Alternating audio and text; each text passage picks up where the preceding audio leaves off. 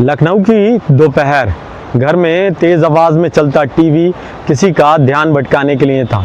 घर का दरवाज़ा जब खोला गया तो घर की दीवारों पर थी खून की छींटें, कुर्सी उल्टी पड़ी थी। 3 अक्टूबर 2025 दोपहर के 2:30 बजे रायबरेली के बाबूखेड़ा गांव पर किसी की मौत की इबारत लिखी जा रही थी। नमस्कार, मेरा नाम है मुनीब जैदी और आप देख रहे हैं रियल फाइल।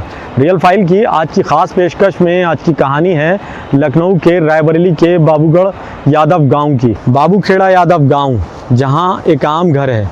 एक आम घर की तरह एक माँ अपने परिवार की सुख शांति के लिए पूजा कर रही थी, तो वहीं दूसरी ओर उसका बेटा मोबाइल की ओर झुका था।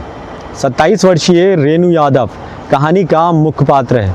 रेनू यादव एक घरेलू महिला है, तो वहीं उनका पति नौकरी करता है। बेटे की कॉलेज जाने की उम्र है। सीधी सादी इस महिला का मकसद है अपने बेटे को पढ़ाना और उसको कुछ बनाना। वहीं बेटा दिन रात मोबाइल की स्क्रीन पर झुका रहता है। उसकी उंगलियां मोबाइल की स्क्रीन पर जमी रहती हैं। बेटे की उंगलियां मोबाइल की स्क्रीन पर सुबह से शाम तक जमी रहती हैं। वहीं माँ रेनू को ये नहीं पता कि उसका बेटा क्या कर रहा है। माँ अगर आवाज़ लगाती है तो बेटा कहता है, प्लीज़ मम्मा, मैं इस समय विनिंग मोड में हूँ। माँ दिन रात ये सोचती है कि आखिर बेटा मोबाइल में कर क्या रहा है। कहानी का दूसरा पात्र है निखिल। 21 साल का दुबला पतला युवक है। दोस्तों में निखिल गेमर के नाम से मशहूर है। इसके अलावा वह एविएटर गेम खेलता है, जहां पैसे दुगना करने का सपना दिखाया जाता है। शुरुआत में निखिल बहुत कुछ जीता भी। उसके बाद वो इस लत में ऐसा डूब गया था कि उस लत को छोड़ना नहीं चाहता था। इसके बाद निखिल लगातार हारता रहा। उसने 24,000 रुपये हार गया, जिसके बाद उसने छोटे छोटे ऐप से लोन लेना सीख लिया। उन ऐप ने लोन तो दिया, लेकिन उसके साथ उन पर ब्याज भी चढ़ता रहा, लेकिन निखिल उनका ब्याज नहीं चुका पा रहा था। निखिल उन छोटे छोटे ऐप से पैसे लेना तो सीख गया था, लेकिन उनका ब्याज काफ़ी महंगा था। वो लगातार अब कॉल कर रहे थे, घंटियां बजने लगी थी। अचानक निखिल का फ़ोन उठा। निखिल ने उनसे बात की। उन्होंने कहा कि हमारा पैसा दो, वरना हम घर परिवार में फ़ोन करेंगे। जिसके बाद निखिल डर गया। निखिल को उसी डर ने अब चोर बना दिया था। निखिल लगातार उस डर से सहमा हुआ था। वो सोच रहा था कि 24,000 रुपये का वो कर्ज कैसे उतारेगा।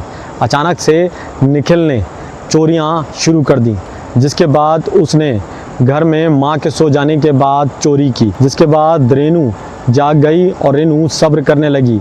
उसने सोचा मेरा बेटा है, जल्द ही संभल जाएगा। लेकिन निखिल अब बुरी संगत में पड़ चुका था। निखिल की लत अब नशा बन चुकी थी। 3 अक्टूबर की वो आखिरी दोपहर थी। निखिल घर में अकेला था। इस दौरान घर के अंदर अपनी माँ की अलमारी की तरफ जाता है और उसमें कुछ ढूंढ रहा था। पीछे से माँ पहुँचती है। वो निखिल से पूछती है, क्या ढूंढ रहे हो? अचानक निखिल के हाथ में उसका मंगलसूत्र होता है। निखिल के हाथ में मंगलसूत्र देख माँ चिल्लाई। उसने कहा, बेटा ये तुम्हारे हाथ में कैसे है? ये कोई खिलौना नहीं है, माँ का मंगलसूत्र है। रेनू ने मंगलसूत्र छीन कर अलमारी में रख दिया। जिसके बाद रेनू ने कहा कि पापा को आने दो, मैं तुम्हारी शिकायत करूँगी। तुम्हारी शरारतें दिन ब दिन बढ़ती जा रही हैं। इतना सुनते ही निखिल का गुस्सा 7वें आसमान पर पहुँच गया। निखिल ने अलमारी से पेचकस निकाला और बिना कुछ कहे अपनी माँ की गर्दन में धंसा दिया। माँ चीखती रही, बेटा क्या कर रहे हो? लेकिन निखिल ने एक ना सुनी। उसके बाद निखिल ताबड़तोड़ रेनू पर वार करता गया। रेनू की चीखें दीवारों से टकराने लगीं। वहीं निखिल ने इसी दौरान टीवी ऑन कर दिया तेज़ वॉल्यूम से, जिससे कि माँ की आवाज़ की चीखें बाहर ना जाने पाएँ। रेनू की अब सांसें थम चुकी थीं। रेनू ज़मीन पर गिर चुकी थी। कुछ ही मिनटों में सब कुछ ख़त्म हो गया। निखिल ने माँ के बचे हुए जेवरात और मंगलसूत्र एक बैग में रखा। उसके बाद पिता की बाइक उठाई और घर से बाइक लेकर तुरंत ही फरार हो गया। शाम को जब रेनू यादव के पति रमेश यादव घर की ओर लौटे तो उन्होंने देखा दरवाज़ा खुला था, अंदर सन्नाटा था, खून ज़मीन पर पड़ा था। जिसके बाद रेनू खून से लथपथ थी। रेनू को देखकर उनकी चीखें निकल गईं।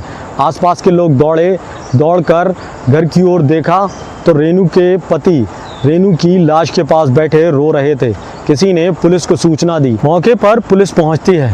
पुलिस देखकर कमरे को देखकर हैरान हो जाती है। खून से सना पेचकस, टीवी का हाई वॉल्यूम। पुलिस ने तलाश शुरू की। निखिल बाइक से भागा था, पहले चारबाग, उसके बाद फतेहपुर, उसके बाद निखिल प्रयागराज से आखिरकार गिरफ्तार कर लिया गया। निखिल जब पकड़ा गया तो उसके चेहरे पर ज़रा सा भी पछतावा नहीं था। वो गेम का विनर तो नहीं बन सका, लेकिन असल ज़िंदगी में वो सब कुछ हार चुका था। ऑनलाइन गेमिंग की लत सिर्फ फ़ोन नहीं खाती, बल्कि ये रिश्ते, घर परिवार और ज़िंदगी को निगल जाती है। माता पिता अपने बच्चों पर सख्ती से नहीं, समझदारी से नज़र रखें। आज का जो गेम है, कल का वो कातिल बन जाता है। इस कहानी का उद्देश्य किसी के दिल को ठेस पहुंचाना नहीं, बल्कि लोगों को जागरूक करना है। इसलिए सतर्क रहें, सावधान रहें। मिलते हैं अगली कहानी में रियल फाइल्स के साथ। तब तक जय हिंद।